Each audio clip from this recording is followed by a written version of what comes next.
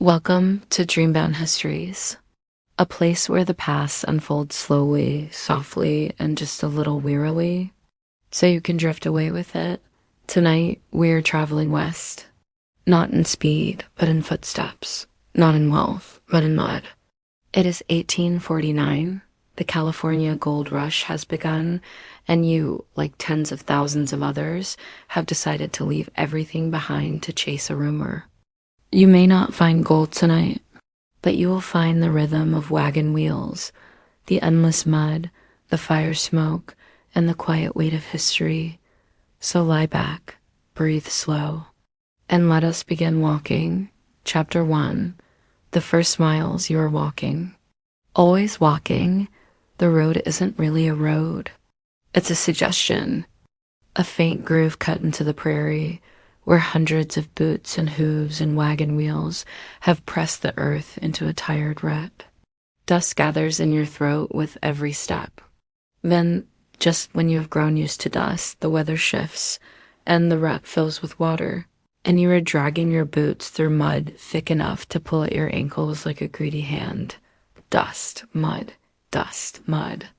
The cycle is hypnotic. The wagon beside you creaks on its wheels, wood against wood, iron against earth. Each rotation makes a sound that is both familiar and irritating, a groan, a squeal, a thump. You try not to listen, but the sound repeats with each step as if mocking you. The wheel is more stubborn than you are, and then you remember this was supposed to be about gold. Historical fact number 1. The discovery that set this madness in motion happened in January of 1848. When James Marshall spotted shiny flakes at Sutter's Mill in Coloma, California. Within months, newspapers shouted the news across the continent. By 1849, nearly 90,000 people were on the move, some by sea, some across Panama, and most, like you, trudging across plains and mountains with wagons and hope. But hope is lighter than gold, and it doesn't help much when you're knee-deep in mud. You shift the strap of your pack across your shoulder. The leather has cut a groove into your collarbone, but shifting it only moves the pain from one side to the other. You decide not to shift again. Better a familiar ache than a new one, a mule brace somewhere ahead. It is not a cheerful sound. You wonder if mules ever made cheerful sounds, or if they are born with a natural sense of resentment. You sympathize with the mule. The smell of smoke reaches you before you see the camp. Not a sweet smell, not a pleasant one. A mixture of burned beans, scorched cloth, and whatever wood people manage to gather. Every item you own carries that same scent. It has seeped into your hair, your clothes, even your skin. You no longer smell it unless you stop to notice, and you try not to notice. Quirky fact number 1. People brought the strangest things with them on this journey. Pianos, china sets, velvet chairs. One man famously dragged a full-length mirror through Kansas. Another insisted on carrying a cast-iron stove across half the continent. Almost none of it survived the first mountain pass. The prairie became a museum of abandoned luxuries, broken chairs, dented trunks, cracked porcelain scattered like bones of forgotten vanity. You sit near the fire. Beans again. Always beans. Someone stirs them slowly, as though more stirring will turn them into something else. Someone else coughs, the same cough you heard last night and the night before. It is a wet cough, heavy, almost rhythmic. You have grown used to it. Perhaps you will hear it all the way to California. Perhaps you won't, you chew slowly. The beans taste of iron and smoke. The fire pops, sending a spark into the night air. You watch it rise, then fade. For a moment, you wish you were the spark. Light, brief, free. Then the thought drifts away. Scholarly debate number 1. Historians still argue about what really drove people west. Was it the gold itself, or the fever of possibility? Some claim it was raw economics. Wages in California were 10 times higher than in the East. Others say it was cultural, a young nation hungry for myth, for the idea that wealth could be scooped from a riverbed. Maybe both are true, maybe neither. But as you sit in the cold, chewing burning beans, staring at sparks that rise and fade, you realize it isn't gold that pulled you here. It was the rumor of gold, the whisper of it, the dream of it. You lie down on the earth, uneven and hard. Your blanket does little. The cold seeps through, up your spine, into your teeth. Around you, the camp murmurs. A cough, a grunt, a whispered curse at a mule that won't sleep. The wagon wheel creaks again, as if even in rest it refuses silence. You close your eyes. You see dust, you see mud. You see sparks fading against the dark. Tomorrow you will walk again. Tomorrow you will chew beans again. Tomorrow you will chase the rumor again. And the wheel will creak, and the mule will bray, and the fire will smoke, and the dream of gold will whisper just far enough ahead to keep you moving. And so the first miles pass, not in glitter, but in mud. Not in fortune, but in footsteps. Let the creak of the wagon wheel echo in your ears. Let the smoke of the fire drift into your breath. Let the weight of the pack press into your bones.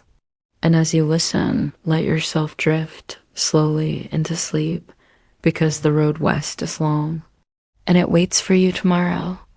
The morning comes, but it does not arrive with grandeur. There's no sunrise worth remembering, no chorus of birds greeting the day. Instead, the sky bleeds slowly from black to gray, and then from gray to a slightly lighter gray. You open your eyes not because you want to, but because the camp around you has begun its slow shuffle back into motion.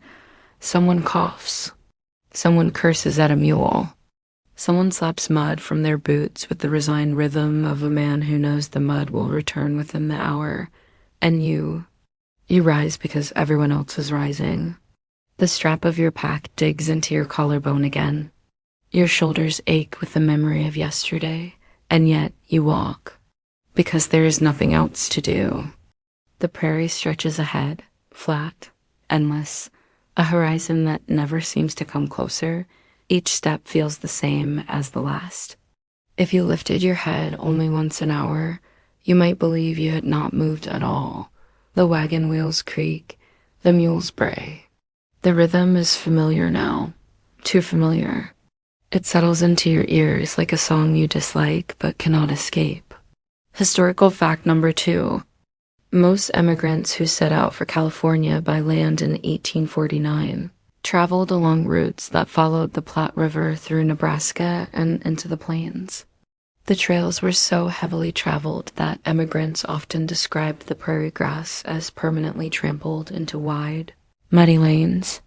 Some travelers reported seeing wagon tracks stretching as far as the eye could see, a ghostly highway across the empty plains. The monotony wears on you. Dust fills your throat. When you spit, it comes out brown. You wipe your lips, but your sleeve is no cleaner than your mouth. You notice objects scattered in the dirt along the trail. A cracked chair leg, a child's wooden toy, a rusted pan bent into a useless crescent. Remnants of people who walked this way before you, people who thought they could carry more than the trail would allow. Every object is a small surrender. A confession, we were wrong to bring this, and we paid for our mistake by leaving it here. You wonder what object you will leave behind? Quirky fact number 2, in the Rush West, some people brought entire libraries of books.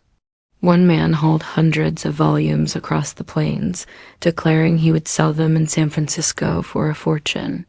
He abandoned them before Wyoming. Imagine it. Shakespeare, Milton, travel guides, medical handbooks, all scattered in the dirt, pages fluttering in the wind, history left to the weather. The prairie itself became a kind of second-hand bookstore, free for anyone desperate enough to bend down and pick up a soggy page. At noon, the camp halts. Not because anyone wants to, but because the animals demand it. Their ribs show more clearly each day. They stand in mud, heads hanging, tails flicking slowly against invisible flies. The men argue whether to push them harder or let them rest longer. The animals do not vote. You chew hard bread. It is not fresh. It is not soft. Your teeth ache against it, and crumbs scratch the roof of your mouth. You drink water that tastes faintly of the barrel it came from. You tell yourself it is enough. You tell yourself this is fine. You tell yourself that the gold ahead will erase the memory of the bread, but the bread lingers anyway. The wind rises. It does not cool you. It carries dust into your eyes. You blink, tears mixing with dirt until your vision smears into a dull haze. Scholarly debate number 2. Some historians argue that the real struggle of the gold rush was not the mining at all, but the journey west. For every fortune hunter who panned in California, there were dozens who never made it past the plains. Cholera swept through wagon trains. Dysentery hollowed men from the inside out. Broken axles and drowned oxen ended expeditions before they had begun. Was the gold rush a mining event? Or was it a migration disaster dressed up as opportunity? Even now, the answer is blurred. At night, you make camp again. Fires glow faintly across the plain, scattered dots of light marking the line of the trail. Each fire belongs to a group like yours, tired, muddy, coughing, chewing. You sit close to the flames. They sting your eyes, but you do not move. The heat is worth the sting. The beans taste the same as last night, the same as tomorrow's will taste. You chew slowly, stretching out the task as though it were a game. Someone begins to sing, voice low, cracked, wavering. It is not a song of triumph. It is not even a song of hope. It is a song of habit. A rhythm to pass the time until silence returns. You do not join. You do not know the words. You listen anyway. The fire pops. Sparks rise. The wagon creaks, even in stillness. A mule coughs, sounding almost human. You lie down. The ground is no softer than last night. The air is no warmer. But your body gives in anyway, sinking into its own exhaustion. You close your eyes. You hear the wheel. You hear the mule. You hear the cough. And you wonder if California is real at all, or if it is only another rumor waiting to be abandoned in the dirt. And so the plains stretch before you. Flat, endless, relentless. Let the wagon wheels creak in your ears. Let the dust settle heavy in your chest. Let the fire crackle soft in the night. The plains will not hurry. They will not change. They will only stretch farther, step by step, until sleep carries you across them. The prairie does not end. It changes shape, yes, sometimes flatter, sometimes rolling, sometimes lined with scraggly trees, but it does not end. And then, when you have grown used to its endless dust and grass, it throws something different at you, water. A river, wide, brown, and moving faster than it first appears. You stand on the bank with the others, staring across. The opposite shore seems close enough to touch, but the current tells a different story. The water turns around half-sunken logs, drags at floating branches, pulls everything forward with a stubborn grip. The wagons creak behind you, as though nervous. The animals stamp the ground, as though they understand what's coming. You shift your pack again, though it has nothing to do with the river and everything to do with the bone-deep ache in your shoulders. And then the shouting begins. Everyone has an opinion on how to cross.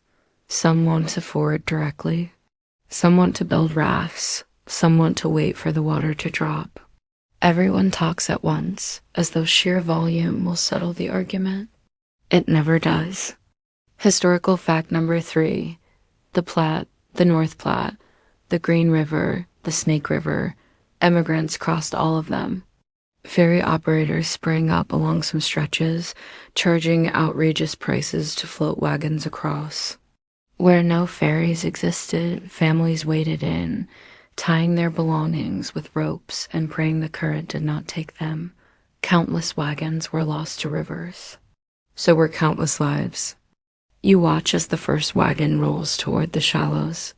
The oxen balk, hooves sliding against the mud. Men shout with the air, curse the sky.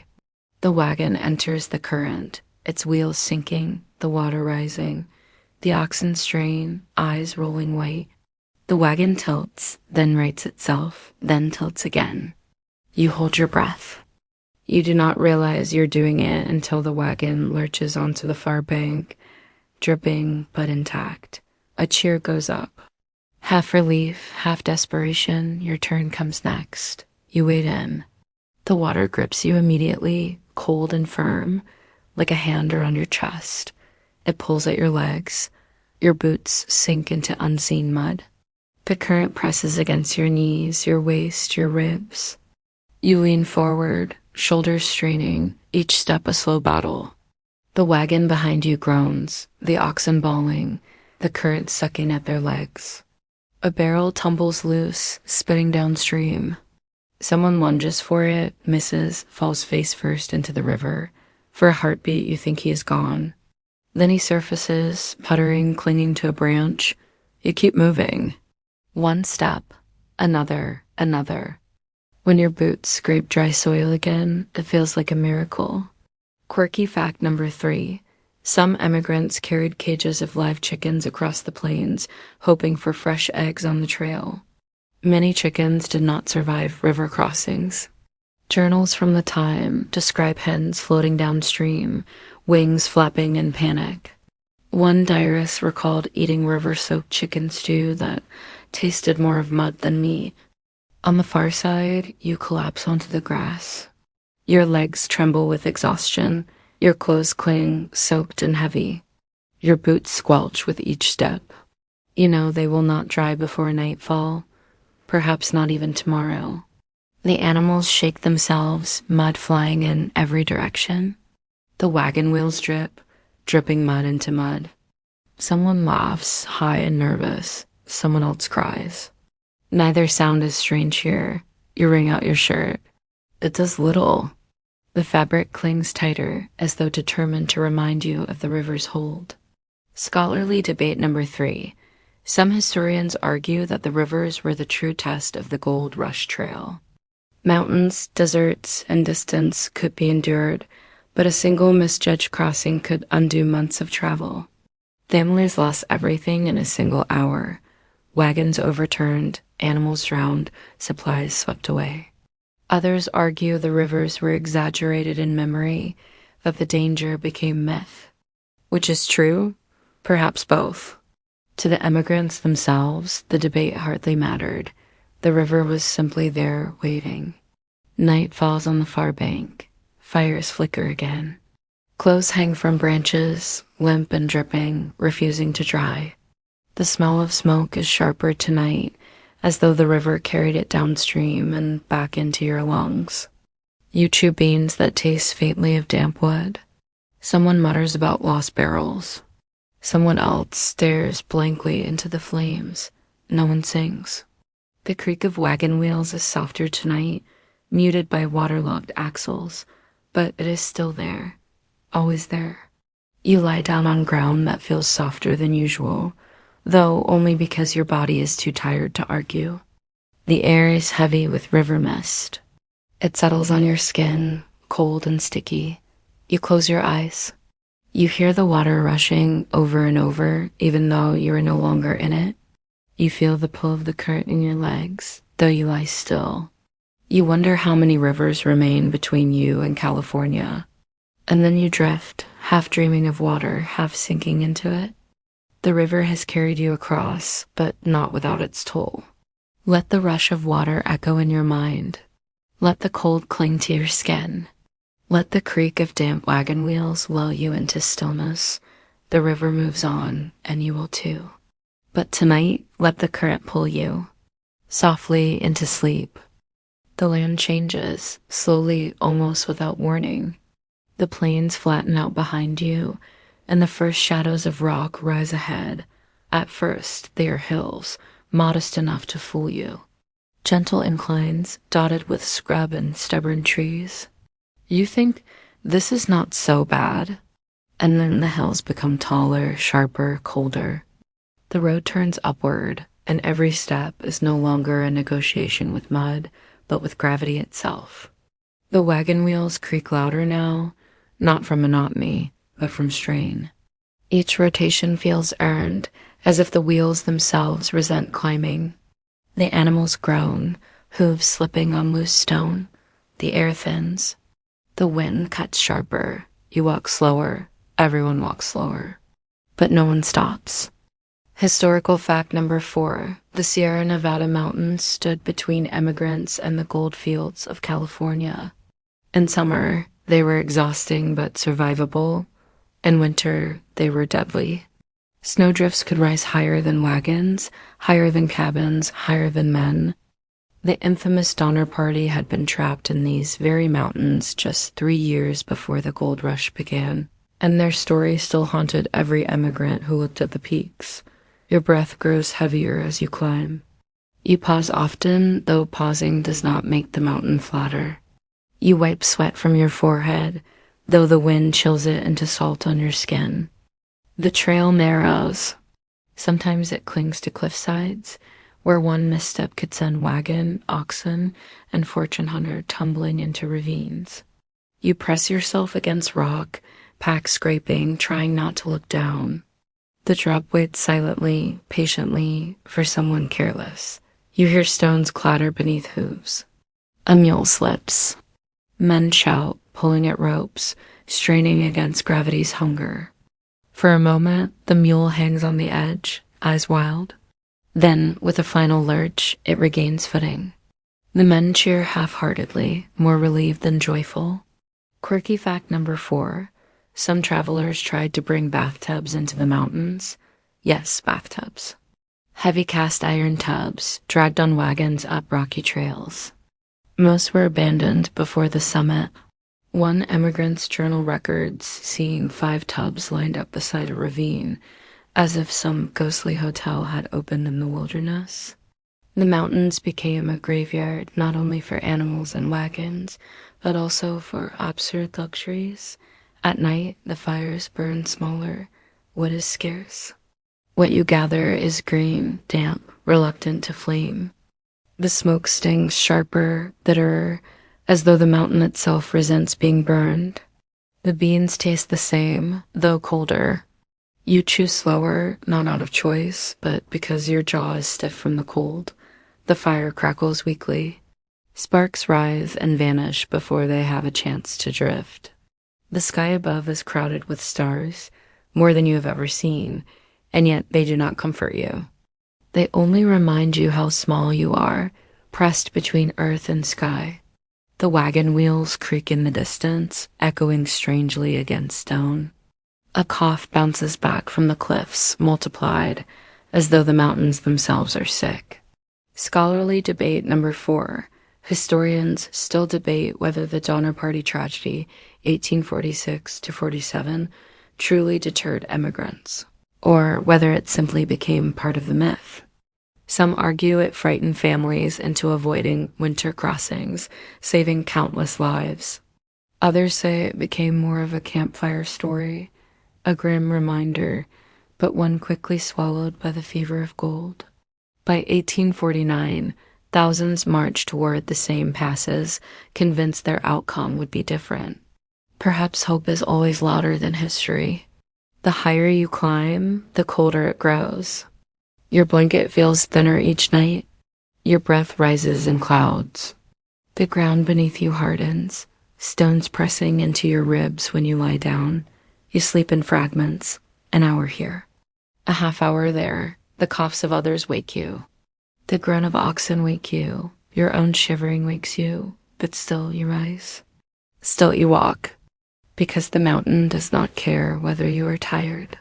The mountain waits only to be crossed. Day by day, the horizon sharpens. Peaks rise jagged against the sky. Snow glimmers at their tops, even in summer. The trail narrows further. Rocks roll loose beneath every step. Wagons tip, straining against angles they were never meant to survive. Someone curses as a barrel bursts open, beans spilling across stone. They are gathered quickly, dirt and all. No food is wasted now. Someone else falls, sliding a dozen feet before stopping.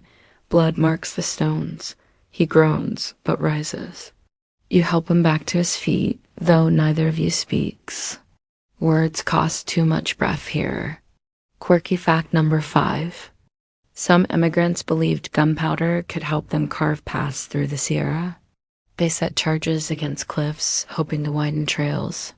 The blasts echoed for miles, startling animals, terrifying children, and sometimes collapsing more rock than it removed. In the end, most simply walked around the fallen stone, progress delayed by their own optimism. At night, the fires barely glow. You huddle close, shoulders pressing against strangers, sharing heat without speaking. The beans taste the same. The smoke clings the same. The stars watch the same. And the wheel creaks, even here, even on stone. Even when wagons tilt at impossible angles, the wheel never stops. You lie awake longer than usual. The mountain air is thin, sharp, restless. You hear wind rush through passes like the breath of something ancient. You wonder if the mountain remembers all who have tried before you. You wonder if it cares. Your eyes close, finally. Not from comfort, but from surrender. The cold does not leave. The hardness of the ground does not soften. But your body gives in, drifting somewhere between exhaustion and dream. The mountains rise around you. Stone, cold, endless. Let the wind echo in your ears. Let the stars burn sharp above you. Let the wheel creak against stone. The mountain does not hurry. The mountain does not care. But tonight, let the weight of it fade, and let sleep carry you across its ridges. The mountains do not end, they fade. The slopes grow smaller, the rocks less jagged, the air less sharp. And then, almost suddenly, the land opens again, but what lies ahead is not prairie. It is not grass, it is not mud, it is emptiness. Dry, sprawling, endless emptiness. The desert waits for you. The first thing you notice is the silence. In the mountains, the wind had a voice. In the plains, the grass rustled. In the river crossings, water rushed. But here, the air is still, heavy, unyielding. Your boots crunch on sand that is not soft, but brittle. Each step grinds. The wagon wheels creak as always, but the sound is louder now, more hollow, echoing against nothing.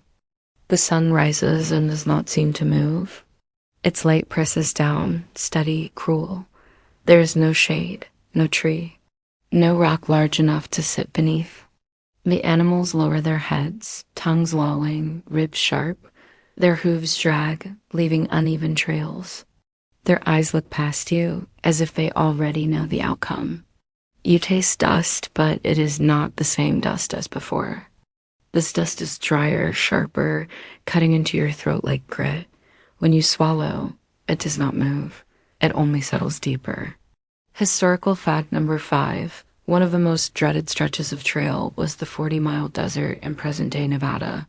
After crossing the Humboldt River, emigrants faced 40 miles with no water, no grass, and no shelter. Countless oxen collapsed here. Wagons were abandoned, and travelers staggered across with lips cracked and bleeding.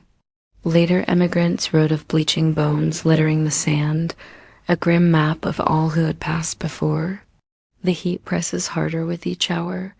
You loosen your collar, but it makes no difference. Sweat gathers, then vanishes before it has the chance to cool you. The salt it leaves behind stings your eyes, crusts your skin, burns your lips. The camp does not stop at midday. There is no shade to stop beneath, no water to rest beside. The animals stumble forward, pushed by shouts too weak to matter. The wagons roll, wheels groaning, axles squealing, as though the wood itself might crack from the heat. You drink from your canteen. The water is warm, metallic, tasting more of iron than relief. You ration it carefully, though every swallow feels like betrayal, not enough to quench thirst, too much to conserve. Quirky fact number 6. Some emigrants believed in desperate tricks to survive the desert. One diary records a man who tried to carry blocks of ice packed in sawdust all the way from Salt Lake City. By the second day, the ice was gone, the sawdust molding in his barrel.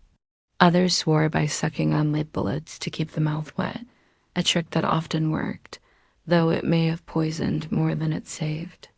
At night, the desert changes its cruelty. The sun sinks, and the cold arrives fast. The air that had burned your skin now cuts your lungs with chill. You huddle near the fire, though wood is scarce. Whatever twigs or splinters can be gathered burn quickly, leaving smoke that vanishes into a sky littered with stars. The beans taste the same, though your mouth is too dry to swallow easily. Each bite sticks in your throat. You drink again too much, then regret it. The canteen feels lighter. The silence is deeper here. The fire crackles, but the sound dies quickly in the vast emptiness. The wagon wheel creaks, softer now, as though afraid to wake the desert. You lie down on sand that is both too hard and too shifting. It seeps into your blanket, into your clothes, into your ears. The stars glare down, sharp and different. You close your eyes, but the desert does not leave. You see it still, flat, dry, endless. You feel it in your throat, your skin, your bones. Scholarly debate number 5. Historians argue whether the 40-mile desert killed more animals or more men. Some records suggest tens of thousands of oxen perished there, their skeletons lining the trail for years. Others insist disease and exhaustion claimed more human lives. But the emigrants' own words make one thing clear. The desert was remembered not as challenge, but as horror. One diary reads simply, "This is the place of skulls." Morning comes without warmth. The sun rises, and the cycle begins again. Dry, hot, relentless. The wagons creak. The animals stumble. The dust grinds into your teeth. You pass bones. Bleached white, scattered, silent. Ox skulls with horns still intact. Rib cages yawning open to the sky. Wooden wheels cracked in half. Iron rims rusted into the sand. You step around them without comment. You do not need to ask whose they were. The horizon does not move. No matter how long you walk, it remains the same. Flat, empty, unbroken.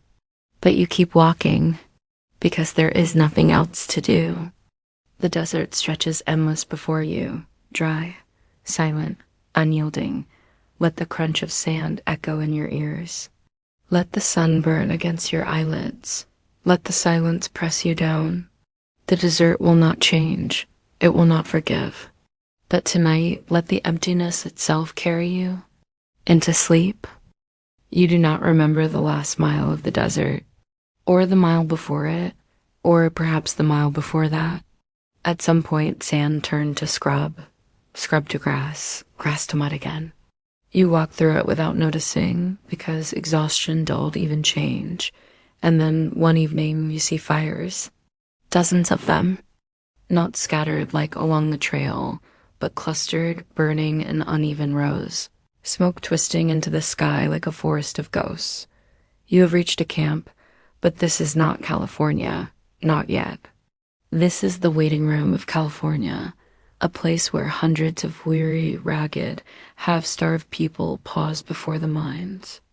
The smell hits first, not smoke this time, not dust, but something heavier, sour, sweat, filth, refuse, sickness. A whole town of people crammed together without plan, without care, without end. The noise follows, shouts, curses, laughter, groans. The crack of whips, the bray of mules, the ring of hammers fixing broken wagons. And always, somewhere close, the cough.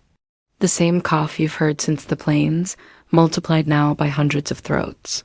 You pass tents patched with rags, wagons tilted on their sides, turned into shelters, blankets stretched as walls, mud floors, smoke-stained canvas roofs. Children dart between fires, barefoot, faces streaked with dirt. Men squat in circles, gambling with coins, bullets, beans, whatever still holds value. Women scrub clothes in buckets of brown water, beating filth into filth.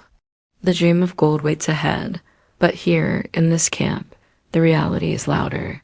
Historical fact number 6, before reaching California proper, Emigrants often paused in staging camps near the Sierra foothills. Some stopped to rest animals, some to repair wagons, some simply to recover before facing the final passes. Camps could swell into makeshift towns of thousands. Disease spread quickly: cholera, dysentery, typhoid. One contemporary described the camps as graveyards of the living. You find a space near the edge of camp. The ground is no cleaner here, but at least it is quieter. You drop your pack, your shoulders sighing with relief. For a moment, you do not move. You simply stand, feeling the absence of weight. Then you hear the familiar creak. The wagon wheel behind you groans as though mocking your attempt at rest. You almost laugh, almost. The fire you light is small, the wood is damp. The smoke stings your eyes, but the glow is enough to push back the dark. You eat beans again, they taste no better. But tonight, the flavor of survival is enough. Quirky fact number 7, camps along the trail sold everything a desperate immigrant might need at outrageous prices. A pound of flour that cost a few cents in Missouri could fetch $1 here. One egg might cost 50 cents. A shovel could cost more than a week's wages back east. The entrepreneurs who sold goods to gold seekers often made more reliable fortunes than the miners themselves. As night deepens, the camp changes tone. Fires burn lower. The gambling circles grow louder, then collapse into silence. Somewhere a fight breaks out, somewhere else a fiddle plays off-key. Children cry, then tire themselves into sleep. You lie down, but you do not sleep quickly. The ground is as hard as always, but it is the noise that keeps you awake. Even when the fires dim, the camp hums. Snores, coughs, mutters, restless animals shifting in their ropes. A chorus of discomfort refusing quiet. You close your eyes, but rest does not come. Instead, you drift in fragments, waking often, unsure whether minutes or hours have passed. Scholarly debate number 6. Some historians argue that these temporary camps were the true beginning of the gold rush economy. Before gold was mined, money was already changing hands for tools, food, shelter, entertainment. Merchants, gamblers, and opportunists profited here, while many miners never struck gold at all. Others argue the camps represented only chaos, wasted time, wasted health, wasted hope. The truth, as always, lies somewhere in the mud between. Morning arrives with no relief. The camp stirs, groaning, coughing, spitting. Fires relight, beans boil, mules bray. You shoulder your pack again. Your collarbone remembers the weight instantly. The wheel creaks behind you. The cough rattles ahead of you. And you walk once more, because California still waits. Because the rumor still whispers. Because what else can you do? The camp fades behind you. Its fires, its noise, its sickness. Let the murmurs drift in your ears. Let the smoke sting your nose. Let the wheel creak, steady, familiar. The camp was only a pause. The journey still stretches, but tonight, let the hum of restless voices soften and carry you into sleep. The camp shrinks behind you. The plains, the rivers, the mountains, the desert, all of them blur into memory, carried only in aches and coughs and the creak of wagon wheels. And then, one morning, you see it, California. Not the shimmering paradise the posters promised. Not the glittering fields of gold nuggets ripe for the taking. What you see looks like mud. Mud and canvas, mud and smoke, mud and men. The gold fields. The noise reaches you first. The clatter of pans in rivers, the thud of shovels into gravel, the groans of picks against stone, and above it all, voices, shouts, curses, arguments, accusations of theft, claims of discovery, songs slurred with exhaustion. The smell follows: damp earth, sweat, smoke, waste. Hundreds of men crowded into valleys, working streams until they look more like trenches than rivers. You step into it cautiously, pack heavy, shoulders sore. You expected fortune to shine. Instead, it sloshes beneath your boots. Historical fact number 7: in 1849, miners poured into California by the tens of thousands. You walk along the edge of a stream. Men crouch knee-deep in water, swirling pans filled with gravel. They swirl and swirl, watching flecks of sand, waiting for the rare glint that might be gold. Most pans hold nothing but disappointment. Others hack at hillsides with picks, carving mud into deeper mud. Their faces are gaunt, their clothes ragged. Their hands shake from blisters, from fever, from hunger. You hear a cheer nearby. A man holds up a small nugget, fists trembling. Others rush toward him, shouting, demanding to see, demanding to share, demanding to buy. The man's grin is wide, desperate. By tomorrow, his nugget will be gone, traded for food, for tools, for whiskey. The cheer fades quickly. The sound of shovels resumes. Quirky fact number 8: miners often used tin pie plates when proper pans weren't available. They would swirl mud and gravel in the same dishes once used for baking. In some camps, panning was literally pie pan work, a grim reminder that improvisation mattered as much as equipment. You set your pack down, you borrow a pan. You kneel in the stream. The water is cold, biting at your legs. Your hands sink into gravel heavy with silt. You swirl. The water carries lighter sand away. Heavier pieces remain. You swirl again, and again, and again. You see glimmers, your breath catches. But they are only mica fool's gold, glittering brightly, worth nothing at all. You swirl longer, your wrists ache. Your fingers numb. The pan grows heavier, though nothing of value rests inside. You look up. Around you, dozens of men do the same. Hundreds even, swirling, swirling, swirling. The sound of water against tin becomes a chant, a rhythm, hypnotic, endless. The gold, if it is here, hides well. Scholarly debate number 7: historians argue whether the average miner ever truly had a chance. Some estimates suggest that only 1 in 100 struck it rich, while most earned barely enough to survive. Others point out that even small finds mattered. A few ounces of gold could pay for months of food. That the larger truth remains. Merchants, hoteliers, and suppliers often profited more consistently than miners. The gold was not always in the ground, but in the pockets of those who sold shovels. Night in the gold fields feels different. The fires are closer together, the noise louder. Men drink whiskey, argue, gamble, collapse. The air is thicker, clotted with sweat and smoke. There is less space, less silence. You chew beans again. They taste of river water tonight. You swallow hard, throat sore from dust and disappointment. Someone sings off-key, a song about home. No one joins. The words hang heavy, reminding everyone what was left behind. You lie down on ground that is both mud and stone. You close your eyes, but the noise of the camp does not fade. Even in half-dream, you hear shovels, picks, pans swirling in streams. Your hands twitch, still swirling invisible gravel. Your wrists ache even in rest. You dream of gold, but the nuggets slip through your fingers, crumbling into dust before you can hold them. Quirky fact number 9: not all miners dug for gold. Some trained dogs to sniff out abandoned food scraps.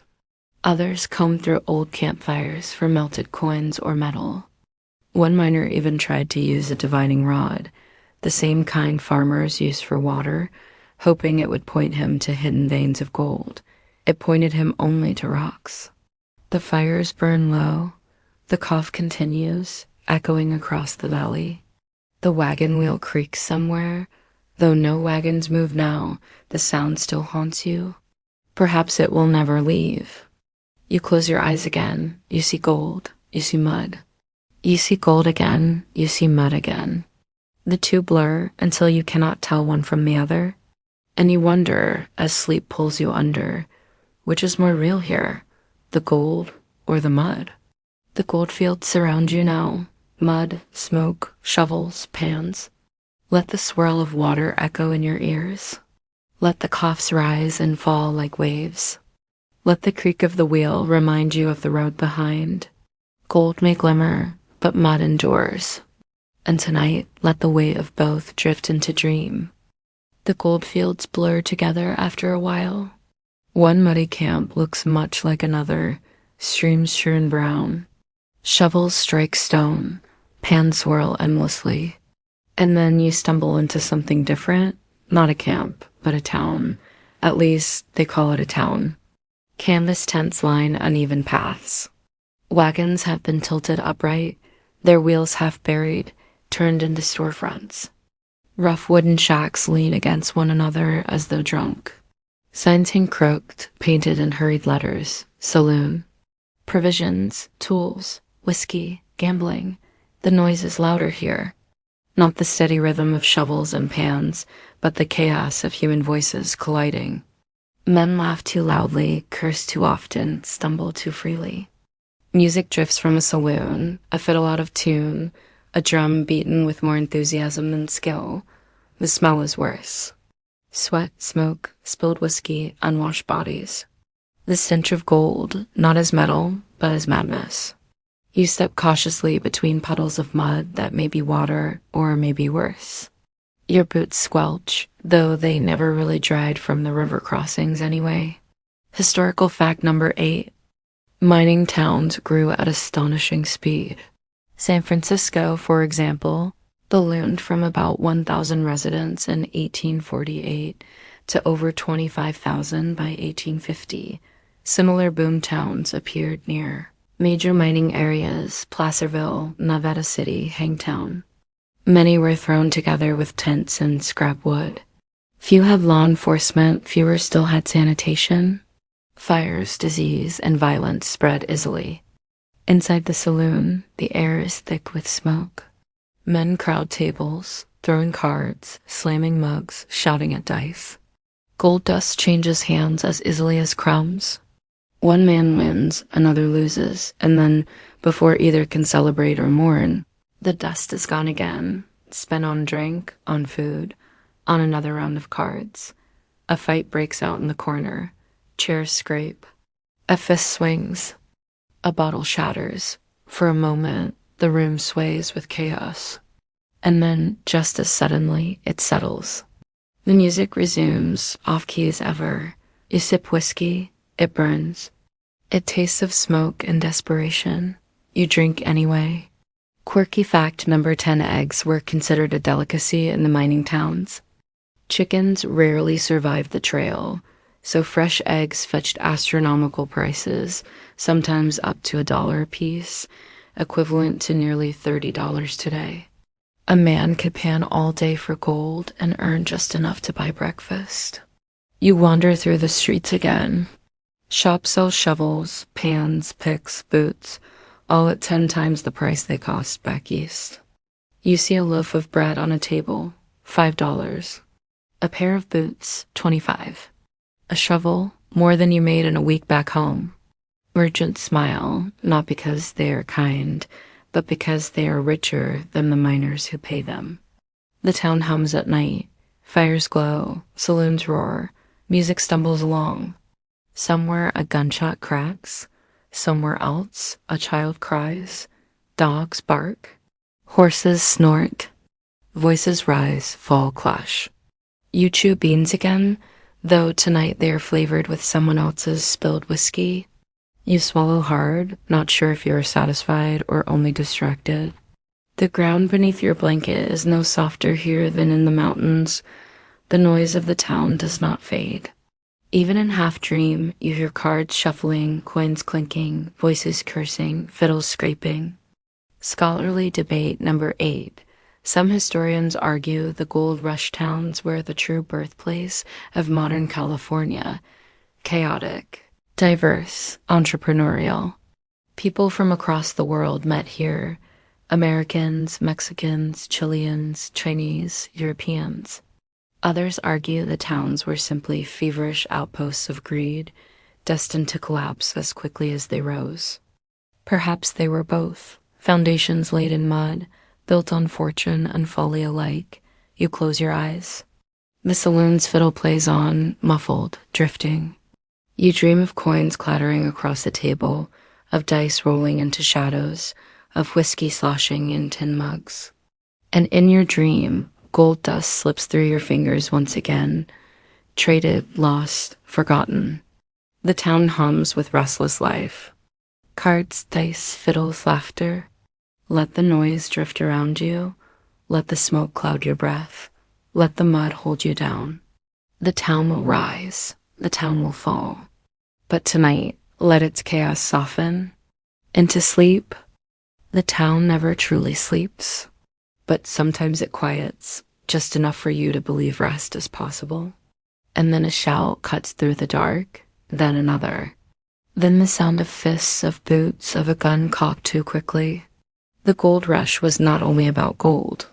It was about men pressed together without law, without patience, without mercy.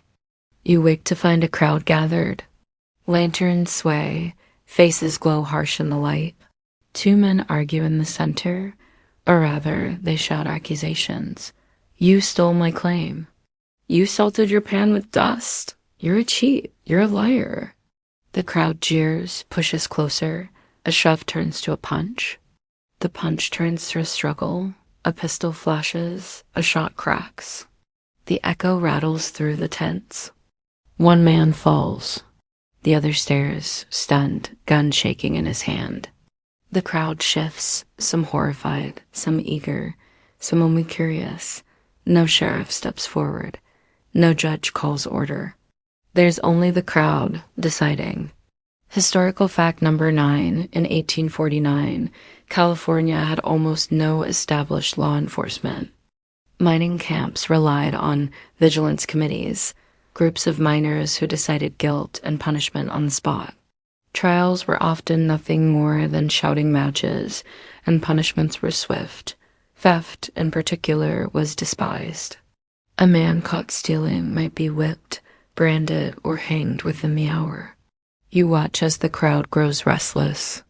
Some call for a trial, others for immediate punishment. The man with the gun pleads, swears it was self-defense.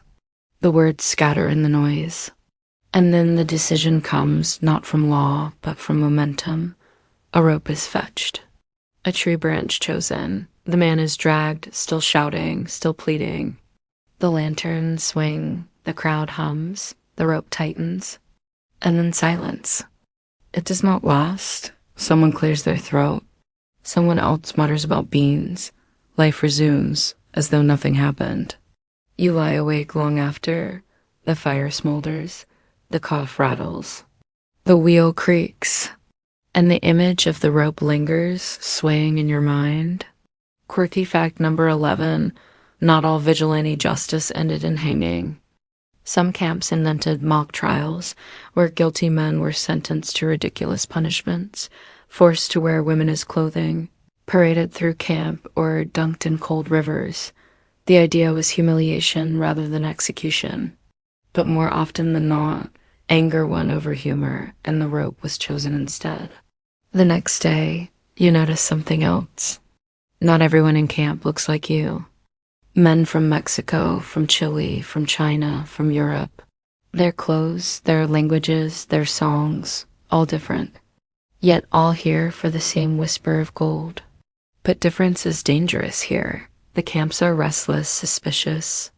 Foreign miners are accused of cheating, of stealing, of taking American gold.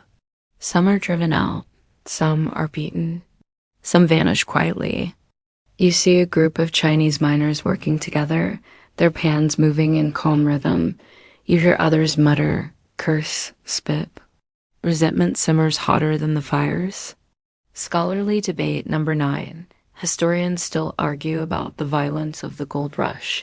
Some call it a frontier necessity, order in a lawless place. Others call it pure prejudice and greed. In 1850, California passed the foreign miners' tax, charging non-American miners $20 a month, more than most could afford. It was less about justice than exclusion. Whether it maintained order or spread injustice depends on who tells the story. At night, the saloon roars louder than usual. Whiskey spills faster, dice roll quicker, fists fly easier. You sip slowly, watching, listening. The air is hot, thick, sour. A chair crashes. A bottle smashes. A man collapses, nose bleeding, laughing anyway. You step outside. The air is cooler, though not cleaner. Smoke hangs over the town like a blanket. Fires flicker. Shadows sway. Somewhere in the dark, another shot cracks. No one runs to it. No one calls out. The night absorbs the sound like it always does. You lie down on ground that feels harder than usual. The rope image still sways in your mind.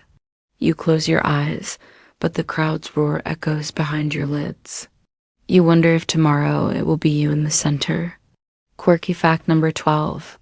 Hangtown, California, later renamed Placerville, got its name from the frequency of its executions.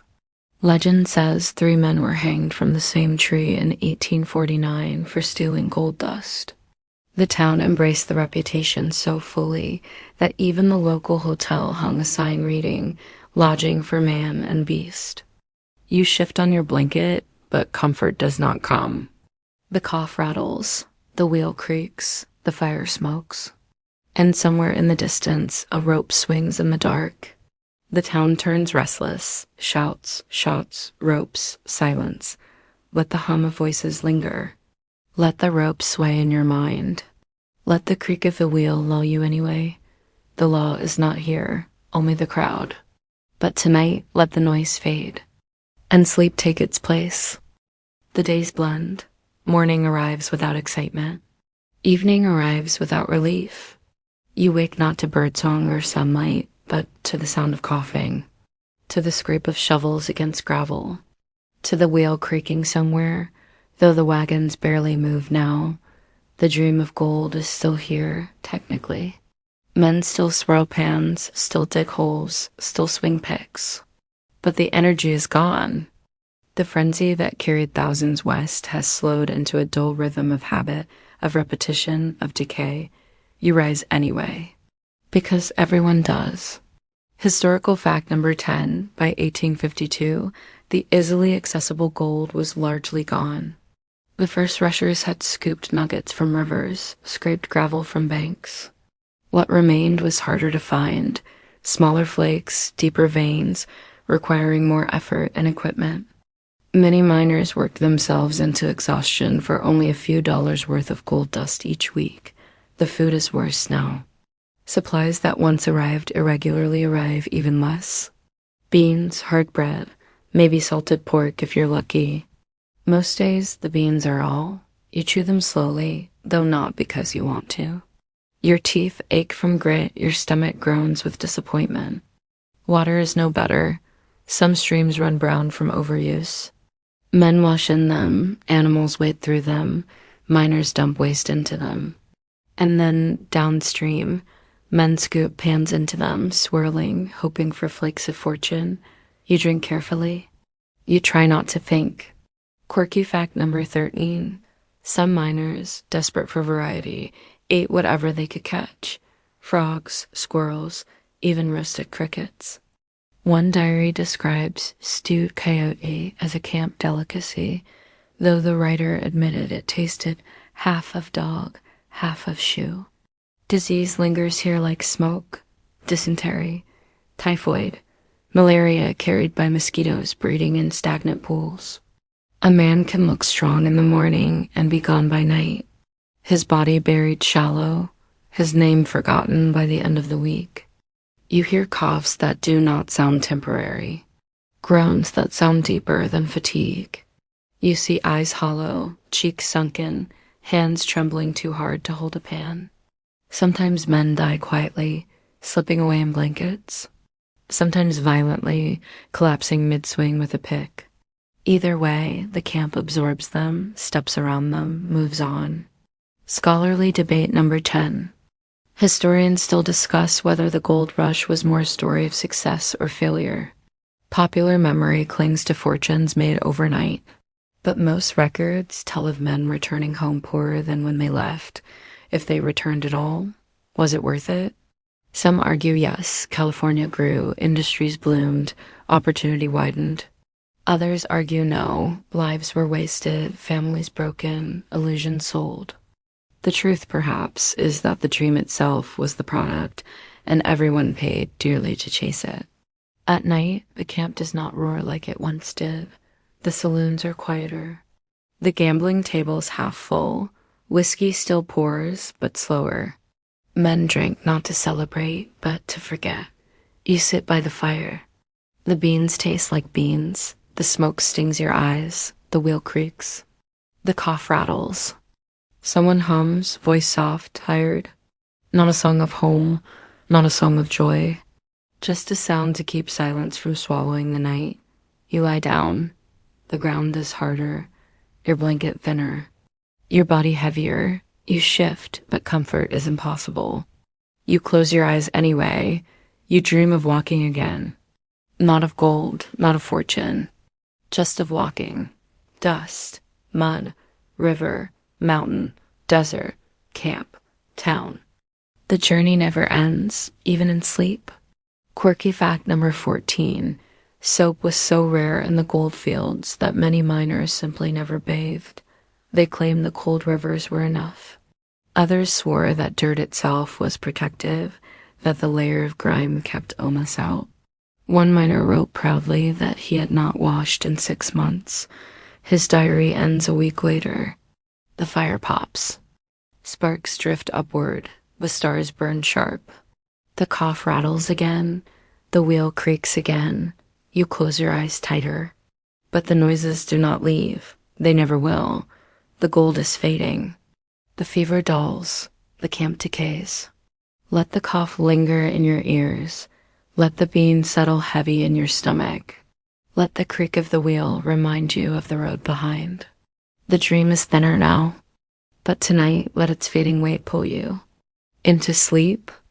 The gold is thinner, the pans grow lighter.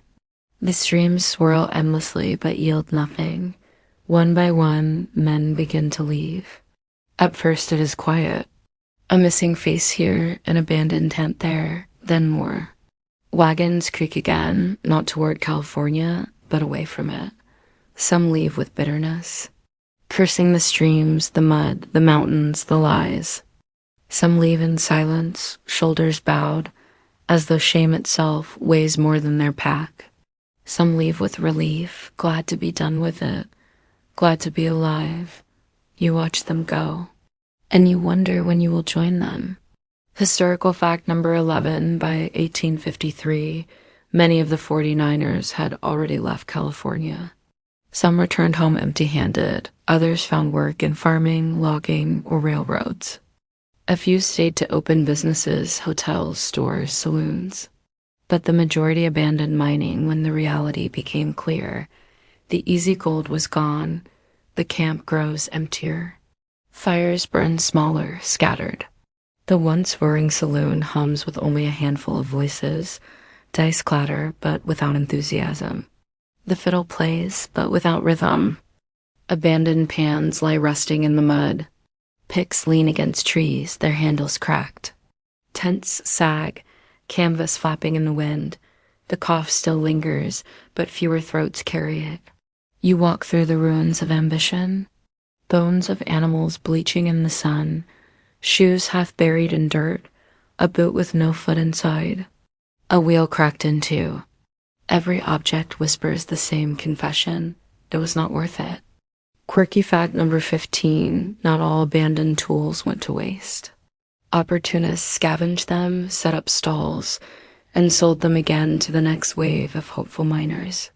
One man made a fortune buying used pans for pennies and reselling them for dollars. He never panned for gold in his life. The road back is no kinder than the road forward. Men stumble eastward, packs lighter but hearts heavier. Some sell their tools for whiskey. Some trade their last dust for a seat on a wagon. Some vanish into the hills, unwilling to face the shame of returning home empty-handed. You hear stories of men who struck gold and lost it all in saloons. of men who gambled away fortunes in a single night, of men who found nothing and walked back barefoot, their boots worn into tatters. Every story sounds the same in the end. A fortune dreamed, a fortune lost. Scholarly debate number 11 historians still discuss whether the gold rush was truly a failure for most. Economically, perhaps, but culturally, California boomed. Towns grew, railroads followed. Statehood came quickly. Some argue that even those who failed contributed to a greater success. Others argue that such reasoning romanticizes suffering, that for the individual miner, the gold rush was more misery than triumph. At night, the emptiness is louder than the chaos ever was. You sit by a fire that burns too small. The beans taste of nothing. The cough rattles softer because fewer voices remain. The wheel creaks still, but it is lonelier now. You lie down on ground that feels abandoned, as though even the earth has grown tired of holding men's weight. You dream of home. Not of gold, not of fortune, just of home. A bed softer than dirt, a meal better than beans, a silence gentler than coughs. And when you wake, the dream hurts more than the reality. Quirky fact number 16. Some men who returned east carried tiny bottles of gold dust to prove they had tried. They showed them in taverns, in parlors, in shops. I was there, they'd say, even if the dust was borrowed. The bottles became souvenirs of failure, polished into stories of adventure. The road east fills slowly. Men walking, limping, shuffling, some singing bitter songs, some silent, some laughing too loudly at jokes that are not funny. You walk among them. The same dust, the same mud, the same creak of wheels. The journey feels endless, even backward. California fades behind you. The rumor fades with it, but the footsteps remain. Always the footsteps. The dream is breaking. The gold is gone. The men are leaving. Let the silence of the camp echo in your ears. Let the footsteps on the road east carry you. Let the creak of the wheel remind you of the circle. The exodus has begun. And tonight, let it lead you into sleep. The footsteps do not end. Even as the camps empty, even as the towns thin, even as the fires fade, the footsteps remain. Your own, others beside you. The echo of thousands who walked before. The dream of gold carried them west. The truth of mud carried them back east. And you walk in both directions at once, forward, backward, inward, outward, always walking. The road stretches before you. Not the plains, not the mountains, not the desert, just road. The shape of it does not matter anymore. The dust, the mud, the gravel, all the same beneath your boots. The wheel creaks as it always has. The cough rattles as it always has. The fire smokes as it always has. Repetition becomes memory. Memory becomes rhythm. Rhythm becomes lull. Historical fact number 12. When the gold rush ended, its legacy remained. California became a state in 1850, its population exploding. Railroads soon followed. Agriculture boomed. But the miners, the actual men who swirled pans and swung picks, were mostly forgotten. Their labor built little for themselves, but much for the nation. You think of the men you saw along the way, the mule that brayed until its legs collapsed, the barrel that spun away in the river, the pianos abandoned on the prairie, the tents flapping in empty camps, the ropes swinging in the town square. You wonder if California remembers them, or if only the mud does. Quirky fact number 17. Some miners, after years of toil, did not even notice when they had gathered enough dust to return home wealthy. They were so used to scraping for more that they kept going, only to lose it all in gambling or sickness. The line between fortune and failure was often invisible until it was too late. The road grows quieter. Men drift away. Some vanish into towns, finding work as farmers or shopkeepers. Some board ships, sailing back east. Some disappear into the hills, unable to let the dream go. And you walk still, not because you believe in gold anymore, not because you expect fortune, but because walking is all there is. Scholarly debate number 12. Was the gold rush a success? Economists say yes, it brought wealth, growth, and industry. Humanists say no. It destroyed lives, uprooted families, exploited workers, and devastated native lands. The truth is not neat. It never is. For every merchant who thrived, there were hundreds of miners who starved. For every fortune found, there were 1,000 graves. At night, the fires are smaller, the beans fewer.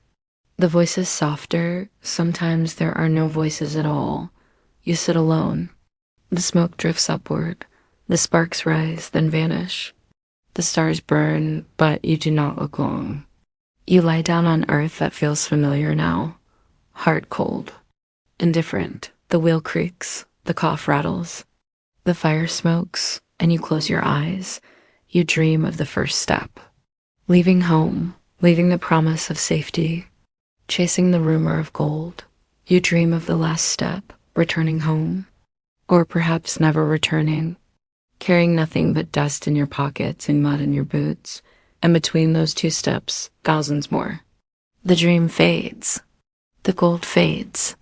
The footsteps remain, always footsteps. And so the journey ends, not with fortune, not with glory, but with mud and smoke and silence. Let the footsteps echo, let the wheel creak, let the cough fade. The gold rush is over, the fever has cooled. The dream is past, rest now. You have walked far enough, sleep,